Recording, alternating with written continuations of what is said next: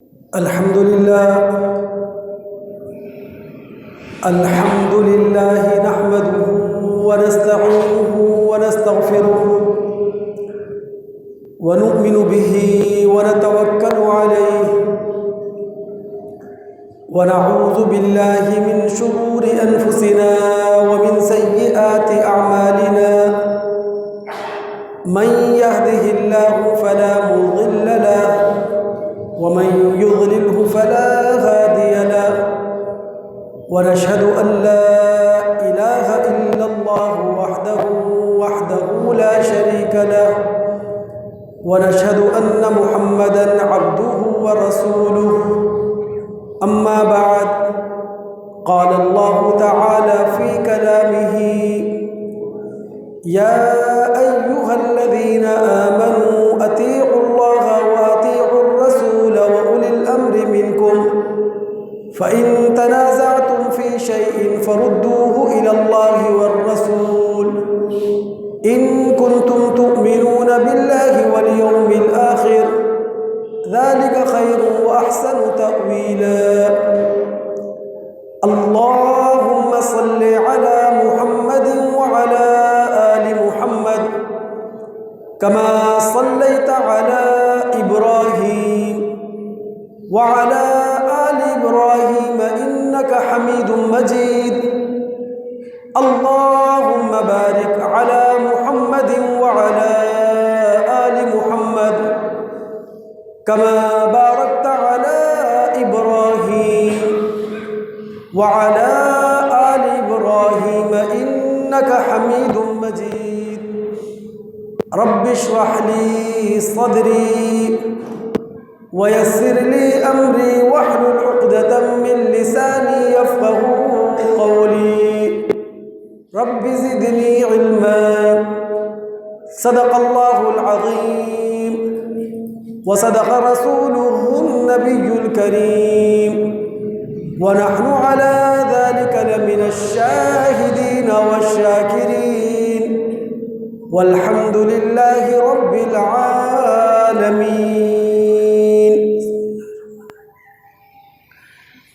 مختصر حمد و ثنا کے بعد گزشتہ 3 جمعوں سے ہم اسلامی دنیا میں فقہی اختلافات کی تاریخ کا جائزہ لے رہے ہیں۔ علمی اور فقہی اختلاف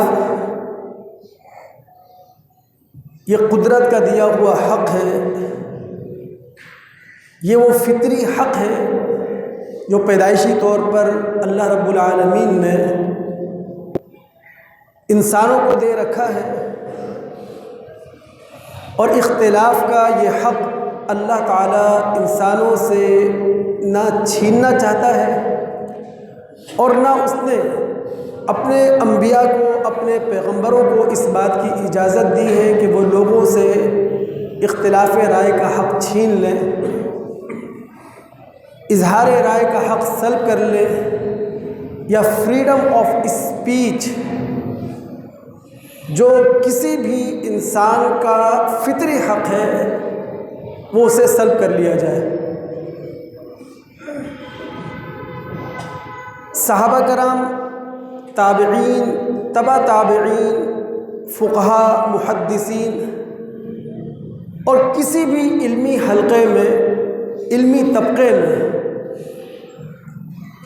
جو اختلاف ہمیں نظر آتا ہے، جو اختلاف ہمیں دکھائی دیتا ہے، اس کے کچھ اسباب اور اس کی کچھ وجوہات ہیں جو میں آپ کے سامنے رکھ چکا ہوں۔ اختلافات علمی بنیادوں پر بھی قائم رہیں گے، فقہی بنیادوں پر بھی قائم رہیں گے، انہیں ختم نہیں کیا جا سکتا۔ ہمارے سامنے سوال صرف اتنا سا ہے، فقہی اور علمی اختلافات کی اس دنیا میں انسانی سطح کی زندگی گزارنے کا سلیقہ اور طریقہ کیا ہے؟ اور آج ہم جمعے کی اس نشست میں اختلافات کی اس دنیا میں مثبت زندگی گزارنے کا سلیقہ قرآن اور سنت سے سیکھنا چاہیں گے اور سمجھنا چاہیں گے۔ اسی لیے تمام دوست اس نشست کی ابتدا سے لے کر انتہا تک میرا ساتھ دیں۔ آج امت مسلمہ کو اس کی بہت زیادہ ضرورت ہے۔ ہمیں انفرادی حیثیت سے بھی اس موضوع کی ضرورت ہے اور اجتماعی حیثیت سے بھی اس عنوان کی بہت زیادہ ضرورت ہے۔ قبل اس کے کہ میں گفتگو کو آگے لے کر جاؤں، سب سے پہلے دو رہنما اصول آپ کے سامنے رکھنا چاہوں گا۔ پہلا رہنما اصول، اللہ رب العالمین نے جو مذہبی پالیسی رکھی ہے اس میں جبر کو کوئی دخل نہیں دیا، یعنی مذہب کی اسلامی پالیسی کے اندر جبر نہیں ہے، زور زبردستی نہیں ہے۔ اللہ تعالیٰ نے سورہ بقرہ کی آیت نمبر 256 میں اس اصول کو ہمارے سامنے رکھا۔ لا اکراہ فی الدین، دین کے اندر کوئی زور زبردستی نہیں ہے، دین کے اندر کسی قسم کا جبر نہیں ہے۔ قد تبین الرشد من الغی، صحیح بات غلط خیالات سے الگ ہو چکی ہے۔ فمن یکفر بالطاغوت ویؤمن باللہ، اب جو طاغوت کا انکار کرے، غیر خدا کی بندگی کا انکار کرے اور اللہ تعالیٰ پر ایمان لے کر آئے، فقد استمسک بالعروۃ الوثقی لا انفصام لها، اس نے ایک ایسے مضبوط سہارے کو تھام لیا ہے جو ٹوٹنے والا نہیں ہے، چھوٹنے والا نہیں ہے۔ تو مذہب کی پالیسی کے اندر جبر ہے ہی نہیں، فریڈم آف اسپیچ ہے، اظہار رائے کا حق اللہ تعالیٰ نے ہر انسان کو دے رکھا ہے۔ ہر انسان اپنے علم اور عقل کی روشنی میں یہ فیصلہ کریں گے کہ انہیں کیا رائے رکھنی چاہیے، انہیں کس راستے پہ چلنا چاہیے، اور جو لوگ اس رائے کو غلط سمجھتے ہوں، اس راستے کو غلط سمجھتے ہوں، وہ صرف دلیل کی بنیاد پر مد مقابل سے سامنے والے سے بات کر سکتے ہیں۔ پہلا اصول۔ دوسری اصولی بات، دل و دماغ کو حاضر رکھ کے ہم یہ سمجھیں، جو بھی انسان دنیا کے اندر آیا ہے اس کا پہلا مذہب ہے مذہب انسانیت، یعنی جب ہم انسانوں میں سے کسی نے بھی دنیا کے اندر آنکھ کھولی، کسی بھی طبقے کے اندر ہم پیدا ہوئے، کسی بھی بر اعظم کے اندر ہم نے جنم لیا، تو ہم انسان کی حیثیت سے دنیا کے اندر آئے۔ اللہ تعالیٰ نے فطرت سلیمہ ہمیں دے دی، عقل سلیمہ ہمیں دے دی، پھر ہم انسانوں نے شعور کی منزل کو پایا۔ اس شعور کی منزل پر آ کر جن انسانوں نے عقل سلیمہ کو، فطرت سلیمہ کو زندہ رکھا، انہوں نے صحیح مذہب پا لیا، اور جنہوں نے شعور کی منزل پا لینے کے باوجود عقل سلیمہ اور فطرت سلیمہ کو من و مٹی طرح دبا دیا، یا اپنے عقل سلیم اور فطرت سلیم کی آنکھ پھوڑ لی، تو ظاہر ہے انہوں نے پھر غیر مذہب یا غیر فطری مذہب کا انتخاب کیا۔ کسی بھی مذہب کو منتخب کرنے سے پہلے ہمارا بنیادی مذہب کیا تھا؟ مذہب انسانیت۔ اب چاہے کوئی انسان مسلمان ہے، چاہے کوئی مسلمان یہودی ہے، چاہے کوئی مسلمان عیسائی ہے، چاہے وہ ہندو مت سے تعلق رکھتا ہے، بدھ مت سے تعلق رکھتا ہے، ہم تمام انسانوں کی بنیادی ذمہ داری ہے ابتدائی مذہب کو سامنے رکھ کر ایک انسان دوسرے انسان کو احترام دے، ایک انسان دوسرے انسان کو عزت دے۔ یہ دو اصولی باتیں آپ کے سامنے آ گئی۔ اب مذہب کی وہ تعلیم میں آپ کے سامنے رکھ دوں جہاں مذہب اسلام ہمیں یہ تعلیم دیتا ہے، ہمیں یہ تلقین کرتا ہے، ہماری یہ تربیت کرتا ہے کہ اختلاف رائے کو برداشت کیا جائے گا، اختلاف رائے کو گنجائش دی جائے گی، اختلاف رائے کو جگہ دی جائے گی، اور کہیں بھی اپنی رائے سے مخالف رائے سننے کے بعد آپے سے باہر نہیں ہونا ہے، مشتعل نہیں ہونا ہے، شدت پسندی کی طرف نہیں جانا ہے، انتہا پسندی کی حدوں کو نہیں چھونا ہے، اختلاف رائے کو برداشت کیا جائے گا۔ مذہب کے اس اصول کو آپ کے سامنے رکھنے کے لیے دو آیات میں آپ کے سامنے رکھوں گا، ایک مکی صورت سے، دوسری مدنی صورت سے۔ کیونکہ مکی صورت کا مزاج الگ ہے، جب مکہ کے اندر صورتیں نازل ہو رہی تھی تو حالات الگ تھے۔ مدنی صورتوں کا مزاج الگ ہے، مدینہ کے اندر جب صورتیں نازل ہو رہی تھی، اللہ تعالیٰ کے احکامات نازل ہو رہے تھے تو حالات بالکل بدلے ہوئے تھے۔ تو مکی اور مدنی دونوں صورتوں سے ایک ایک آیت میں آپ کے سامنے رکھوں گا۔ صرف آپ کی توجہ رہنا چاہیے کہ مذہب کہاں کھڑا ہے اور مذہبی تعلیمات سے آنکھیں موڑ کر، آنکھیں چرا کر ہم کہاں کھڑے ہیں۔ سورہ انعام اس کی آیت نمبر 108، یہ مکہ کے دور آخر میں نازل ہونے والی صورتوں میں سے ایک صورت ہے، اور دور آخر کا مطلب یہ ہے، یہ وہ زمانہ ہے جب 2 ہجرتیں حبشہ ہو چکی ہیں، ایک تیسری ہجرت، ہجرت مدینہ ہونے والی ہے۔ بہت کم مسلمان نبی علیہ الصلوۃ والسلام کے ساتھ مکہ میں ہیں، حالات بڑے دیگر گوں ہیں، اور وہاں اللہ رب العالمین شرک اور مشرکین پر کڑی تنقید کر رہے ہیں، لیکن یہ ساری تنقید تعمیری ہے، تخریبی نہیں ہے۔ جس نے بھی قرآن کا مطالعہ کیا ہے، مکی صورتوں کا مطالعہ کیا ہے، اسے معلوم ہوگا کہ اللہ رب العالمین جب شرک اور مشرکین کی مذمت کرتے ہیں تو آفاقی دلائل ہمارے سامنے رکھتے ہیں، انفسی دلائل ہمارے سامنے رکھتے ہیں، تاریخ کی روشنی میں اللہ رب العالمین گفتگو کر رہے ہوتے ہیں۔ مشرکین اور شرک پر اللہ نے کڑی تنقید کی۔ اب یہاں اس بات کا پورا اندیشہ موجود تھا کہ مسلمان کہیں آپے سے باہر نہ ہو جائیں، کہیں بحث کی گرما گرمی میں عزت اور احترام کے دائرے سے باہر نہ آ جائیں، کہیں بحث کی گرما گرمی میں ضرورت سے زیادہ مشتعل نہ ہو جائیں، تو پورا اندیشہ موجود تھا۔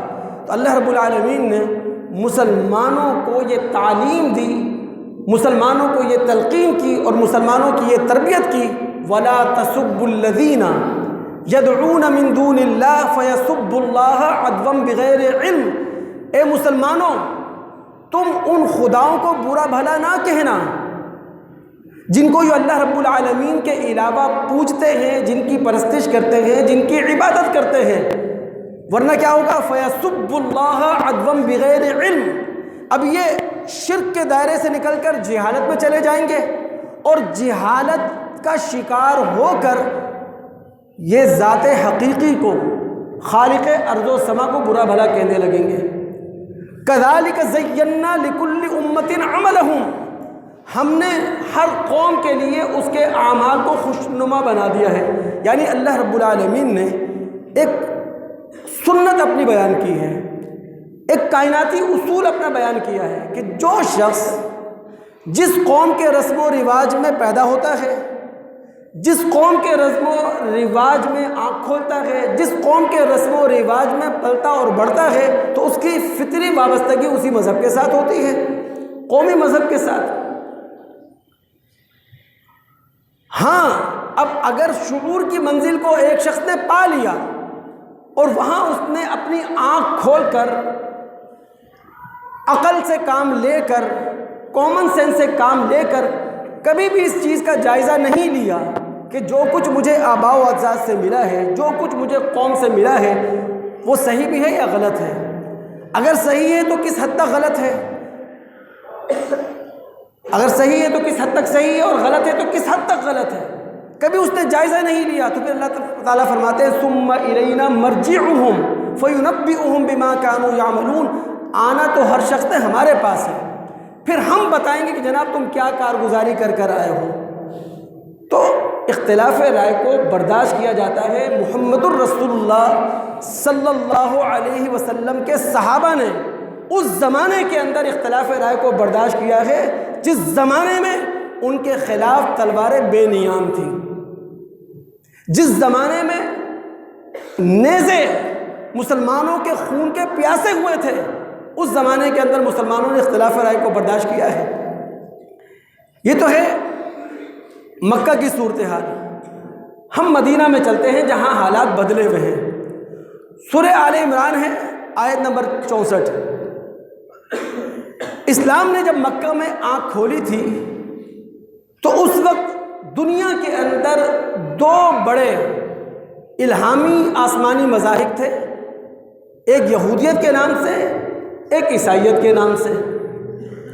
اب اسلام کا جو ڈائلاگ ہونا تھا، اسلام کی جو بحث ہونی تھی، اسلام نے جن سے باہمی طور پر تبادلہ خیال کرنا تھا، وہی دو مذاہب تھے۔ اب اللہ رب العالمین دیکھیں کتنی عظیم بات ہمارے سامنے رکھ رہے ہیں کہ اے محمد علیہ الصلاۃ والسلام، جب آپ ان دونوں الہامی مذاہب سے ڈائلاگ کریں، ڈیبیٹ کریں، بحث و مباحثہ کریں، تو نکات مشترکہ پر کریں۔ وہ نکات جو اپنے اندر انفرادیت رکھتے ہیں ان پر بحث کا آغاز نہیں ہو سکتا۔ جب بھی بحث کا آغاز ہوگا تو نکات مشترکہ پر ہو سکتا ہے۔ سب سے بڑی خرابی یہی ہے، سب سے بڑی خامی یہی ہے کہ جب علماء بیٹھتے ہیں تو بجائے اس کے کہ نکات مشترکہ پر پہلے بات کریں، نکات مشترکہ پر ایک دوسرے کو قائل کریں، نکات مشترکہ پر بحث شروع کریں، وہ انفرادی مسائل لے کر آ جاتے ہیں جو ہر مسلک کے جدا جدا ہوتے ہیں، اور یہاں آ کر جھگڑا کھڑا ہوتا ہے، یہاں سے تشدد جنم لیتا ہے، یہاں سے انتہا پسندی جنم لیتی ہے۔ تو نکات مشترکہ یہ تعلیم کس کو دی جا رہی ہے؟ محمد الرسول اللہ صلی اللہ علیہ وسلم کو، کہ اللہ کے رسول صلی اللہ علیہ وسلم جب آپ یہودیت سے، عیسائیت سے مکالمہ کریں گے، جب امت عیسویت سے، امت موسویت سے جب آپ گفتگو کریں گے تو نکات مشترکہ پر بات کا آغاز کریں گے۔ قل یا اہل الکتاب تعالوا الی کلمۃ سواء بیننا وبینکم الا نعبد الا اللہ ولا نشرک بہ شیئا ولا يتخذ بعضنا بعضا اربابا من دون اللہ۔ اے محمد علیہ الصلوۃ والسلام، ان یہودیوں سے کہو، ان عیسائیوں سے کہو، ان اہل کتاب سے کہو کہ آؤ اس کلمے کی طرف جو ہمارے اور تمہارے مابین یکساں ہے۔ وہ کیا ہے؟ کہ ہم اللہ کے سوا کسی کی عبادت نہیں کریں گے، ہم اللہ کے ساتھ کسی کو شریک نہیں کریں گے، ہم میں سے کوئی اللہ کے علاوہ کسی اور کو رب نہیں بنائے گا۔ فَإِن تَوَلَّوْا فَقُولُوا اشْهَدُوا بِأَنَّا مُسْلِمُونَ۔ اور اے محمد علیہ السلام، اگر یہ لوگ اعراض کریں، اگر یہ لوگ منہ موڑیں تو آپ کہہ دیں تم گواہ رہو اے یہودیوں، اے عیسائیوں، ہم تو مسلمان ہیں۔ یعنی ہماری گردن ہمیشہ اللہ رب العالمین کے احکامات کے سامنے جھکتی ہے، اللہ رب العالمین کے فرامین کے سامنے جھکتی ہے۔ اختلاف رائے کو برداشت کرنا بہت اہم چیز ہے۔ اب ہم گفتگو کے اس مرحلے پر آ چکے ہیں، قرآن سے ہم سیکھیں تبلیغ کا طریقہ کیا ہے۔ یاد رکھیے، مسلمان داعی ہیں، مبلغ ہیں، داروغہ نہیں ہیں، کوتوال نہیں ہیں۔ ہم اگر بین الاقوامی سطح پر اپنے مذہب اسلام کو متعارف کروانا چاہتے ہیں، بین الاقوامی سطح پر مذہب اسلام کی دعوت لے جانا چاہتے ہیں، اس کا طریقہ کیا ہوگا؟ اور اگر علاقائی سطح پر مذہب اسلام کے اندر اپنی رائے پیش کرنا چاہتے ہیں تو اس کا سلیقہ کیا ہوگا؟ یہ سب کچھ اللہ رب العالمین قرآن کے اندر ہمیں سمجھا چکے ہیں، ہمیں بتا چکے ہیں۔ یاد رکھیے، جب امت مسلمہ کا ایک ایک فرد مبلغ ہے، داعی ہے، اور وہ بین الاقوامی سطح پر مذہب اسلام کا پرچار کرنا چاہتا ہے یا علاقائی سطح پر اپنی رائے دلیل کے ساتھ پیش کرنا چاہتا ہے، تو مذہب اسلام ہمیں یہ بتاتا ہے کہ اپنے آپ کو تہذیبی قرینوں سے سجاؤ، شائستگی اپنے اندر لے کر آؤ، نرمی اپنے اندر لے کر آؤ، خیر خواہی کا جذبہ اپنے اندر پیدا کرو، خدا ترسی تمہارے اندر ہونا چاہیے، انسانیت کی سوچ تمہارے اندر ہونا چاہیے، اور پھر لوگوں کے ساتھ گفتگو کرو، عالمی سطح پر بھی، علاقائی سطح پر بھی۔ چند آیات میں آپ کے سامنے رکھوں گا اور بہت توجہ طلب ہے۔ یہ ساری مکی صورتیں ہیں جن کے حوالے میں آپ کے سامنے رکھ رہا ہوں۔ مکہ کے حالات آپ جانتے ہیں، میں آپ کو لے کر چلتا ہوں سورہ نحل آیت نمبر 125 کی طرف۔ اللہ تعالیٰ فرماتے ہیں ادعو الی سبیل ربک بالحکمہ والموعظۃ الحسنہ، اے محمد الرسول اللہ صلی اللہ علیہ وسلم ان لوگوں کے سامنے اپنے رب کی دعوت پیش کریں، ان لوگوں کے سامنے صراط مستقیم پیش کریں، ان لوگوں کے سامنے اپنا رب کا راستہ پیش کریں۔ کس طرح؟ حکمت اور موعظہ حسنہ کے ساتھ۔ حکمت کیا کسے کہتے ہیں؟ دلائل کو، براہین کو۔ اور موعظہ حسنہ کسے کہتے ہیں؟ مشفقانہ انداز، دل سوزی والا انداز، کسی کے ساتھ خیر خواہی رکھتے ہوئے گفتگو کرنا۔ تو دلیل کے ساتھ جب ہم بات کر رہے ہوں، دلیل کے ساتھ عالمی سطح پر مذہب اسلام کو پیش کر رہے ہوں، یا دلیل کے ساتھ علاقائی سطح پر اپنی رائے رکھ رہے ہوں، تو پھر مشفقانہ انداز ہونا چاہیے، ہمدردانہ رویہ ہونا چاہیے۔ یہاں جیت اور ہار کا مسئلہ نہیں ہو، بلکہ جس بات کو میں صحیح سمجھتا ہوں میں دوسرے کے دل کی آواز اسے بنانا چاہتا ہوں، یہ جذبہ ہونا چاہیے۔ وجادلہم باللتی ہی احسن، اور اے محمد علیہ السلام اگر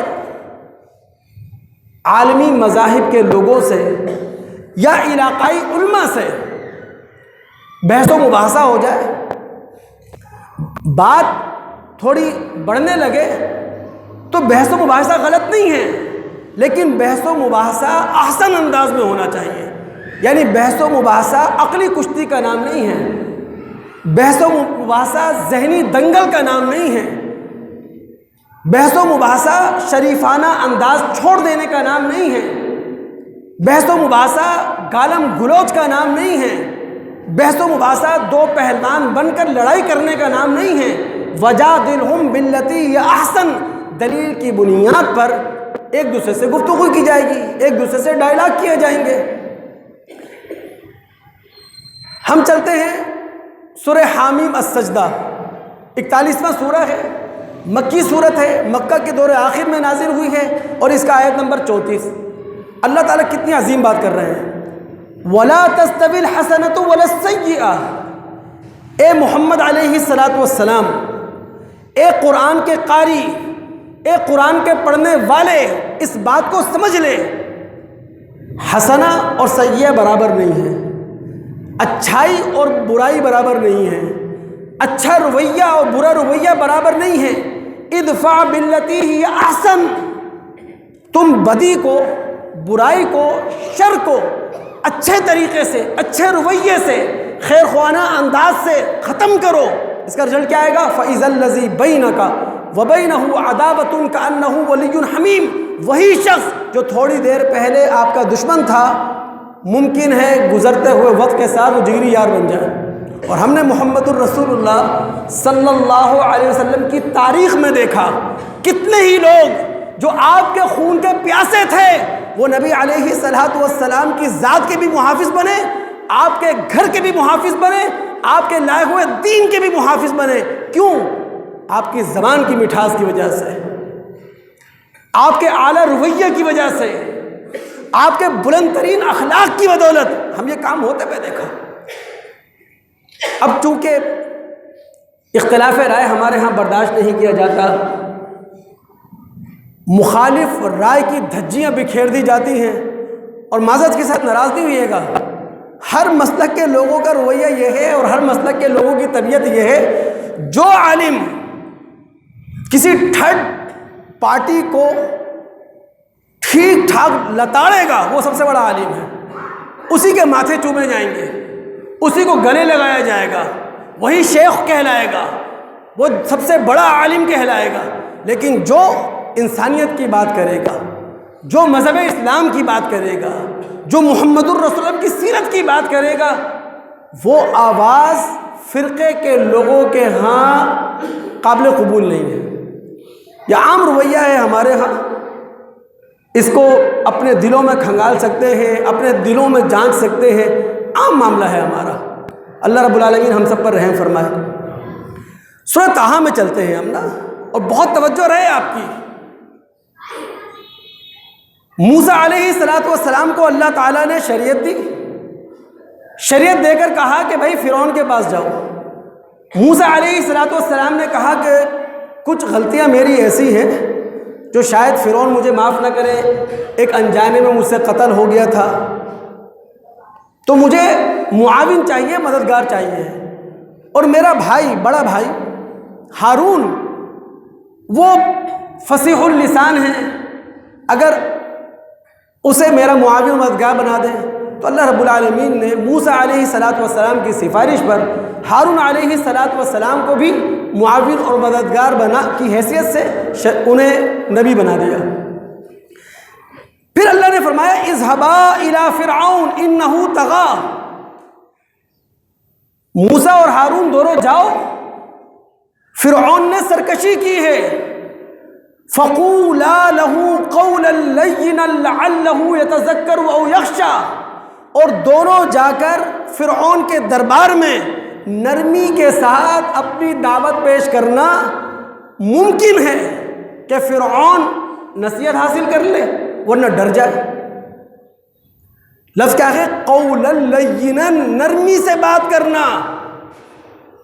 یاد رکھیے موسیٰ علیہ السلام کو نرمی سے بات کرنے کا جو کہا جا رہا ہے وہ اس لیے نہیں کہ یہ کمزور تھے، وہ طاقتور تھا، یہ بے بس تھے، یہ حاکم وقت کے دربار میں جا رہے تھے. نہیں، حق کی طبیعت نرمی ہے، سچائی کا مزاج نرمی ہے. یہ ہو نہیں سکتا کہ حق بات کو کڑوے انداز میں پیش کیا جائے گا، سچائی کو زہر آلود لفظوں کے اندر پیش کیا جائے گا. نہیں، حق اور سچ کی طبیعت ہمیشہ وہ نرمی سے پیش کیا جائے گا، چاہے وہ وقت کے فرعون کے سامنے پیش کیا جائے.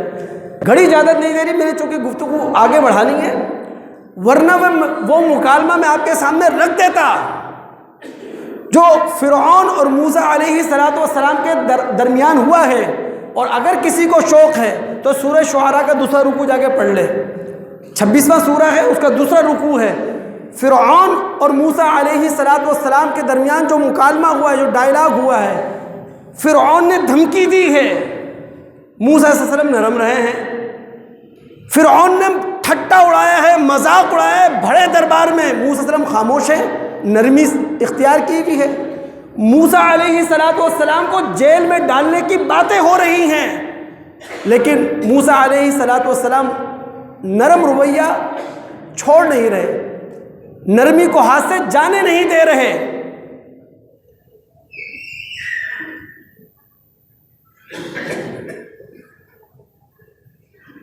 یہاں ایک بات جو سمجھنے سے تعلق رکھتی ہے، سورہ غاشیہ ہے.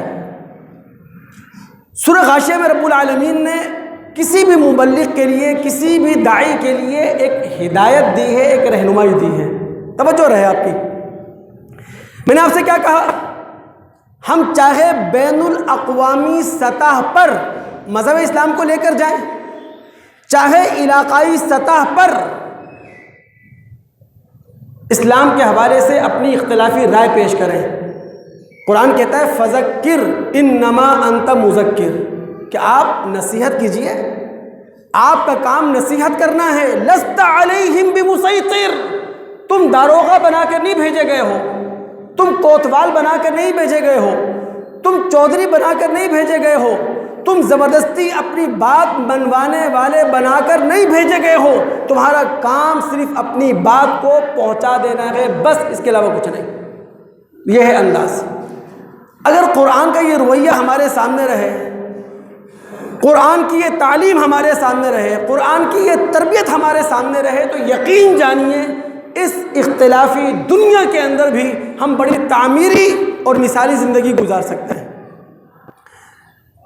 میں چند مثالیں آپ کے سامنے رکھوں ان فقہا کی جن فقہا کے ناموں سے ہمارے سامنے مسالک پیش کیے گئے، جن فقہا کا نام لے کر اجتہاد کا دروازہ بند کر دیا گیا، جن فقہا کا حوالہ دے کر ہماری گردنوں میں تقلید کا قلادہ ڈال دیا گیا، ان فقہا کے حوالے سے میں بات کر رہا ہوں۔ ان کے اندر کتنی رواداری تھی، یعنی ایک دوسرے سے علمی اختلاف بھی تھا، ایک دوسرے سے فقہی اختلاف بھی تھا، ایک دوسرے سے آراء کا اختلاف تھا، لیکن رواداری کتنی تھی، بے تعصبی کتنی تھی۔ حجت اللہ بالغہ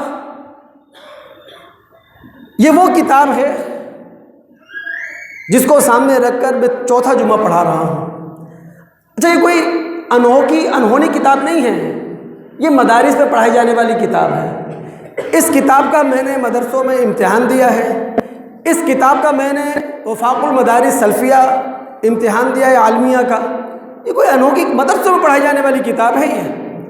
بس میں نے آپ سے پہلے بھی کہا تھا کہ میں نے فرقہ بن کر مذہب کا مطالعہ نہیں کیا، اس لیے میری سوچ تھوڑی سی الگ ہے۔ شاہ ولی اللہ مودودی دہلوی رحمۃ اللہ علیہ کی مثالیں پیش کرتے ہیں رواداری، فقہا کے درمیان رواداری، اور ذہن کھلے رہیں کیونکہ ہم نے ذہن کھولنا ہے، یہی مقصد تھا میرا کہ کس طرح معاشرے میں زندگی گزاری جاتی ہے، کس طرح اختلاف رائے کو برداشت کیا جاتا ہے۔ امام احمد بن حنبل رحمہ اللہ تعالی جو اصحاب حدیث میں سے ہیں، ان کا فقہی مسئلہ یہ ہے، اگر نکسیر پھٹ جائے، ناک سے خون بہہ پڑے، یا کسی نے حجامہ لگوا لیا ہے، خون نکلوایا ہے، گدلا گندا خون، اس کا وضو ٹوٹ جاتا ہے۔ اس کے مقابلے میں امام مالک اور امام مالک کے استاد سعید بن مسیب، ان کی رائے یہ ہے کہ جناب اگر کسی کی نکسیر پھٹ جائے وضو نہیں ٹوٹتا، کوئی حجامہ لگوا لے، خون نکلوا لے، گدلا، وضو نہیں ٹوٹتا۔ اب امام احمد بن حنبل، امام مالک، دونوں کی رائے مختلف ہے ایک دوسرے سے، اور دلائل کی بنیاد پر ہے، دلائل کی بنیاد پر۔ امام احمد بن حنبل رحمہ اللہ سے پوچھا گیا کہ مسئلہ یہ ہے کہ ایک شخص جس کے جسم سے خون نکلا، وہ مصلی پر ہمارا امام بنا، اس نے مصلی پر آنے سے پہلے وضو نہیں کیا، حالانکہ خون نکل چکا تھا اس کے جسم سے، لیکن وضو کیے بغیر مصلی پر آیا اور اس نے آ کر ہمیں نماز پڑھائی، یہ بتائیے کہ ہماری نماز ہو گئی؟ امام احمد بن حنبل رحمۃ اللہ علیہ فرماتے ہیں کہ میں امام مالک اور سعید بن مسیب کے پیچھے نماز کیوں نہیں پڑھوں گا؟ یعنی امام مالک کا جو مسلک ہے کہ خون نکل بھی جائے تو وضو نہیں ٹوٹتا، تو امام مالک کے پیچھے نماز کیوں نہیں پڑھوں گا؟ میں سعید بن مسیب جیسے تابعی کے پیچھے نماز کیوں نہیں پڑھوں گا؟ یعنی دو فقہا، آراء کا اختلاف ہے لیکن رواداری دیکھیں آپ۔ شاہ صاحب ایک اور مثال دیتے ہیں، شوافع کا مسئلہ ہے، امام شافعی رحمۃ اللہ علیہ کا، ان کے ہاں فجر کی نماز میں قنوت پڑھا جاتا ہے، قنوت ان کے ہاں سنت ہے، مسنون ہے، اور ان کے ہاں تواتر سے پڑھا جاتا ہے، پابندی کے ساتھ قنوت پڑھا جاتا ہے۔ امام ابو حنیفہ رحمۃ اللہ جمہور علماء کی رائے یہ ہے کہ قنوت وتر میں پڑھا جاتا ہے، فرض نماز میں نہیں ہے۔ اب ہوا کیا، امام شافعی رحمۃ اللہ علیہ کوفہ آئے ہوئے ہیں، انہوں نے ایسی مسجد میں نماز ادا کی ہے جو مسجد امام ابو حنیفہ رحمۃ اللہ علیہ کی قبر سے قریب ہے، اور وہاں نماز پڑھتے ہوئے یا پڑھاتے ہوئے انہوں نے فجر کی نماز میں قنوت نہیں پڑھا۔ اور جب امام شافعی رحمۃ اللہ علیہ سے پوچھا گیا کہ حضرت صاحب آپ تو فجر میں قنوت کے قائل ہیں، قنوت پڑھتے ہیں، پابندی سے پڑھتے ہیں، یہاں کیوں نہیں پڑھا؟ تو امام شافعی رحمۃ اللہ علیہ کہنے لگے اس قبر والے کے احترام میں۔ یہ ہے رواداری۔ شاہ ولی اللہ صاحب نے لکھا، عباسی خلیفہ ہے منصور حجاج یا ہارون رشید، ان دونوں میں سے کوئی خلیفہ، اس نے امام مالک رحمۃ اللہ علیہ سے یہ کہا کہ جناب میں موطا امام مالک کی نقول کروا دیتا ہوں، یعنی اس کو کئی جگہ نقل کروا دیتا ہوں، کئی کتابوں میں منتقل کروا دیتا ہوں، اور پھر اسلام کے مختلف شہروں میں بھیج دیتا ہوں وہ، کہ اب اسلام کے مختلف شہروں میں رہنے والے سارے لوگ موطا امام مالک کے پر عمل کریں گے۔ امام مالک رحمۃ اللہ علیہ کیا کہتے ہیں؟ اے خلیفہ وقت، خدا را یہ ظلم نہ کریں، چونکہ موطا امام مالک دوسرے شہروں میں پہنچنے سے پہلے وہاں لوگوں تک حدیثیں پہنچ چکی ہیں، روایات پہنچ چکی ہیں، اقوال پہنچ چکے ہیں، روایات بھی مختلف ہیں، اقوال بھی مختلف ہیں، اور جس شہر میں جو قول پہنچا، جو حدیث پہنچی، اس شہر کے لوگوں نے اس قول اور حدیث پر عمل کرنا شروع کر دیا ہے، تو خدا را اب یہ مسئلہ نہ کھڑا کریں، مزید اختلاف پیدا نہ کریں۔ یہ تھا رواداری۔ ایک اور حیات صحابہ کے حوالے سے میں روایت پیش کر دوں، بہت توجہ طلب ہے۔ قتادہ رضی اللہ تعالیٰ عنہ کہتے ہیں نبی علیہ الصلوۃ والسلام، ابو بکر صدیق اور عمر فاروق رضی اللہ عنہما، ان تینوں نے جب یہ عمرے پر آئے ہیں یا حج کرنے آئے ہیں، مکہ اور مینا میں قصر نماز پڑھی ہے، آدھی نماز پڑھی ہے، پوری نماز نہیں پڑھی۔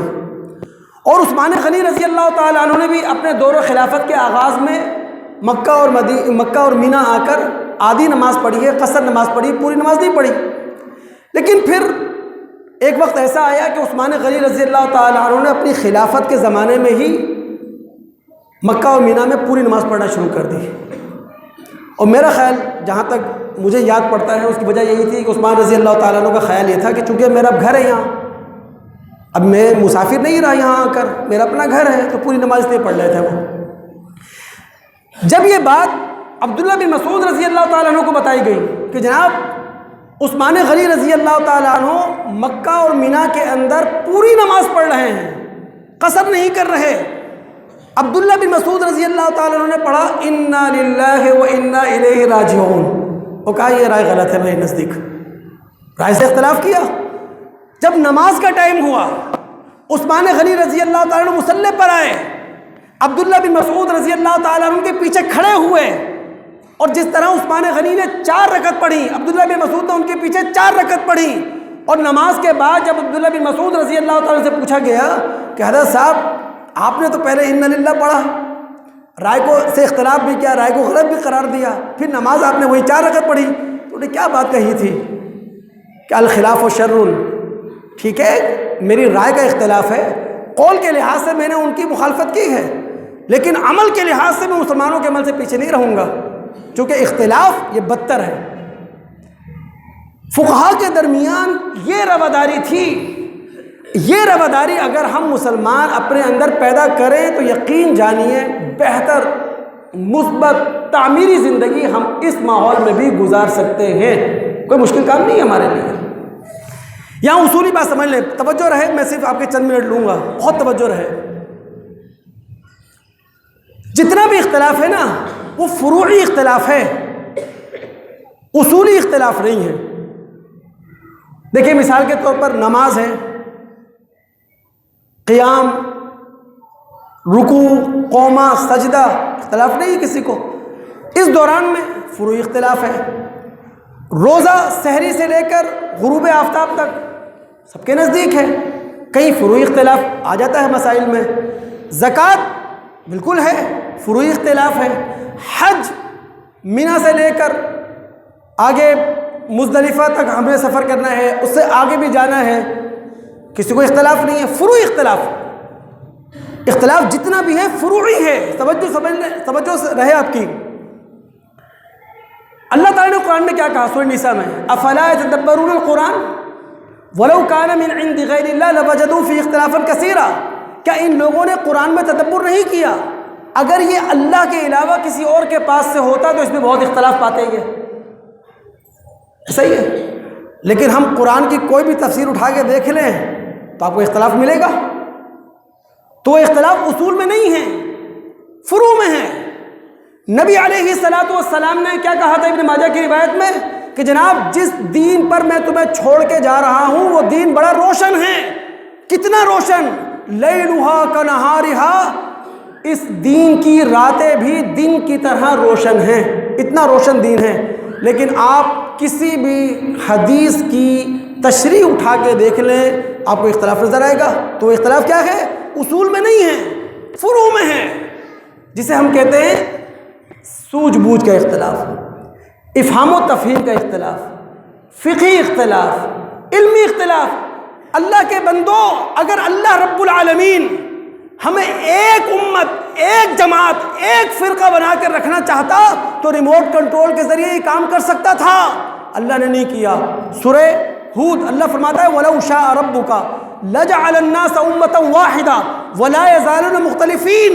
اگر اللہ رب العالمین کا اصول، اللہ رب العالمین کا دستور انسانوں کے معاملے میں یہ ہوتا کہ یہ صرف ریموٹ کنٹرول پر چلیں تو ہم انہیں چلا سکتے تھے۔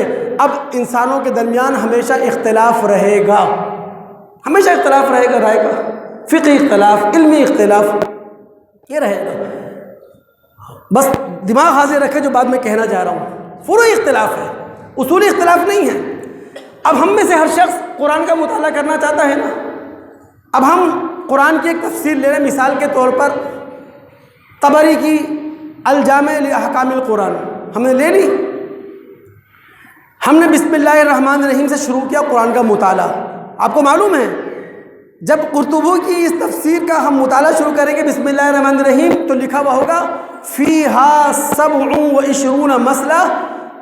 اس بسم اللہ الرحمن الرحیم میں 27 طرح کے اختلافات ہیں۔ کتنے طرح کے؟ 27 طرح کے۔ تو فروعی اختلافات ہیں نا۔ فہم 4 لفظوں پر مشتمل ایک جملہ ہے بسم اللہ الرحمن الرحیم، 27 اختلافات ہیں۔ پھر ہم آگے آ جائیں سورہ فاتحہ پر۔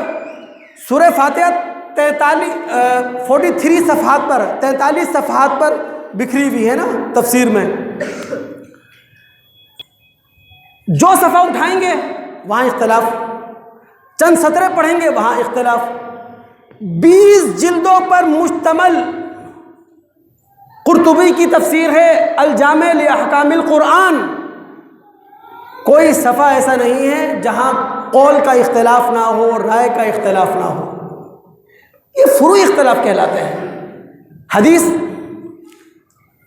امام بخاری رحمۃ اللہ علیہ کی صحیح بخاری ہے، اس کی معروف شرح جو ہے وہ ہے فتح الباری۔ فتح الباری امام بخاری رحمۃ اللہ علیہ اپنی صحیح میں سب سے پہلی حدیث لے کر آئے ہیں انما الاعمال بالنیات، اعمال کا دار و مدار نیت پر ہے۔ اس حدیث کی تفسیر کی ہے ابن حجر اسقلانی رحمۃ اللہ علیہ نے فتح الباری میں 9 صفحات پر۔ ان 9 صفحات کو جب ہم پڑھتے ہیں تو 6 جگہ لکھا ہوا ہے اختلافہ، فقہاء کے درمیان، محدثین کے درمیان، صحابہ کے درمیان، تابعین کے درمیان اختلاف ہوا۔ یعنی یہ پہلی حدیث پڑھ لیں ہم، اور 13 جلدوں پر مشتمل فتح الباری ہے۔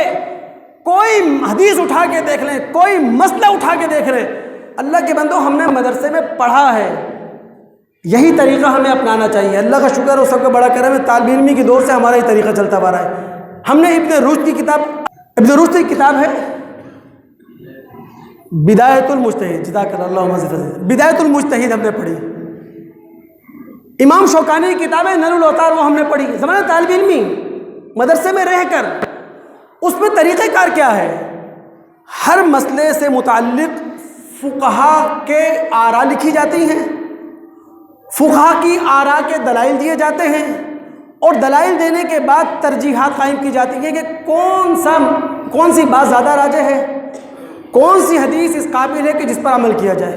ترجیحات، یہ نہیں کہا جاتا یہ غلط یہ صحیح، یعنی فروعی اختلافات حق اور باطل کا مسئلہ ہے ہی نہیں، ہم نے اس کو حق و باطل کا مسئلہ بنا دیا ہے۔ یہ سب سے بڑی غلطی ہے۔ اور آج کے جمعے کے حوالے سے آخری بات کہہ کر اپنی بات کو ختم کرتا ہوں۔ میں صرف آپ سے یہی کہوں گا دوستو، فروعی اختلافات یا اسلامی دنیا کے جو اختلافات ہیں، یقین جانیے اگر یہ علمی دائرے میں رہیں، اگر اس کے اندر دیانت داری رہے، اگر اس کے اندر امت کی خیر خواہی شامل ہو تو یہ زحمت نہیں ہے۔ یہ زحمت تب بنتے ہیں کہ جب یہ علمی دائرے سے باہر آ کر جہالت کی راہ اختیار کر لیں، جب یہ دیانت داری سے بددیانتی میں چلے جائیں، جب امت کی خیر خواہی نہ ہو ان اختلافات کے ذریعے، بلکہ صرف اپنی نمود و نمائش ہو، اپنا نام ہو، تب مسئلہ کھڑا ہوتا ہے۔ آپ تمام دوستوں کو یہ چاہیے یہ پوری گفتگو سننے کے بعد کہ خدا را اپنے ذہن کو تقلید کی جکڑ بندیوں سے نکالیں اور اپنے ذہن کو اجتہاد کے میدان میں لے کر آئیں۔ اللہ کے نبی علیہ الصلوۃ والسلام کی ایک ایک حدیث سے، قرآن کی ایک ایک آیت سے آپ کو زندگی گزارنے کا بہترین طریقہ ملے گا اور زندگی آپ کی آسان ہو جائے گی۔ ایک مثال میں پیش کر کے اپنی بات ختم کر رہا ہوں، بہت معذرت۔ سویڈن شمالی یورپ کا ایک ملک ہے، وہاں موسم معتدل نہیں ہے، وہاں کبھی رات بہت لمبی ہوتی ہے، دن بہت چھوٹے ہوتے ہیں، کبھی دن بہت لمبے ہوتے ہیں، راتیں چھوٹی ہوتی ہیں، اور کبھی ایسا ہوتا ہے کہ دن اور رات میں فرق ہی نہیں رہتا۔ اب وہاں سوال یہ تھا کہ نماز کس طرح پڑھی جائے۔ سورج کے مطابق نماز پڑھنا، یعنی سورج کے طلوع اور غروب کو سامنے رکھ کر نماز پڑھنا وہاں مشکل ہے بلکہ ناممکن ہے۔ تو جو تقلیدی ذہن تھا، تقلیدی ذہن جس نے اجتہاد کا دروازہ بند کر رکھا تھا، اس نے کہا نہیں، سورج کے طلوع اور غروب سے ہی نمازیں پڑھی جائیں گی۔ لیکن اجتہادی ذہن سے سوال کا جواب کیا آیا؟ 2003 میں سویڈن میں مسلمانوں نے ایک کانفرنس کا انعقاد کیا۔ عرب کے ایک عالم یوسف قرضاوی صاحب کو دعوت دی گئی، ان کے سامنے یہ مسئلہ رکھا گیا کہ جناب سویڈن میں چونکہ موسم معتدل نہیں ہوتا اور سورج کے طلوع اور غروب سے یہاں نمازیں نہیں پڑھی جا سکتی، تو نمازیں کس طرح پڑھیں؟ تو انہوں نے کہا کہ جناب سویڈن کے اندر جو نمازیں پڑھی جائیں گی وہ سورج کے مطابق نہیں بلکہ گھڑی کے مطابق، گھڑی سے نمازیں پڑھی جائیں گی نا۔ ہو سکتا ہے جب ظہر اور عصر کی نمازیں پڑھی جا رہی ہوں تو رات ہو، اور ہو سکتا ہے فجر کی نماز پڑھی جا رہی ہو تو اجالا ہو، روشنی ہو، تو وہاں چونکہ سورج کے طلوع اور غروب سے نمازیں پڑھنا ممکن نہیں تھا، تو گھڑی کے مطابق نمازیں پڑھی جائیں گی۔ اب دلیل کیا ہے اس کی؟ کیا زبردست دلیل دی! یہ حدیث جو ہے نا ہمارے ہاں صرف مسواک وغیرہ کے لیے استعمال کر رہے ہوتے ہیں بس۔ بخاری کی روایت، انہوں نے دلیل دی، انہوں نے کہا دیکھیں اللہ کے رسول صلی اللہ علیہ وسلم کی روایت ہے، اللہ کے رسول صلی اللہ علیہ وسلم کے سامنے جب بھی دو معاملات پیش کیے گئے، جب بھی نبی علیہ الصلوۃ والسلام کو دو باتوں میں اختیار دیا گیا، خیر ما بین امرین، اللہ کے رسول کو جب بھی دو چیزوں میں اختیار دیا گیا، الا اختار ایسرہما، نبی علیہ الصلوۃ والسلام نے آسان چیز کو لیا۔ تو چونکہ سویڈن میں سورج کے مطابق یا سورج کے طلوع غروب کے مطابق نماز پڑھنا مشکل ہے بنسبت گھڑیوں سے، تو یہ حدیث یہ ہے اجتہادی ذہن۔ انشاءاللہ آئندہ جمعہ ہم اس گفتگو کو مکمل کریں گے۔ اللہ تعالیٰ سے دعا ہے کہ اللہ تعالیٰ سننے کے بعد سمجھنے کے بعد عمل کرنے کی توفیق عطا فرمائے۔ میری گفتگو سے کسی دوست کے ذہن میں کوئی سوال پیدا ہوا ہو تو وہ جمعہ کے بعد سوال کرنے کا حق رکھتا ہے، اور یہ میری ذمہ داری ہے کہ جب ممبر سے میں بڑی بڑی باتیں کر رہا ہوں تو میں آپ کو مطمئن کروں۔ السلام علیکم ورحمۃ اللہ وبرکاتہ۔ You are watching the famous scholar Hafiz Abdul Rauf Qureshi.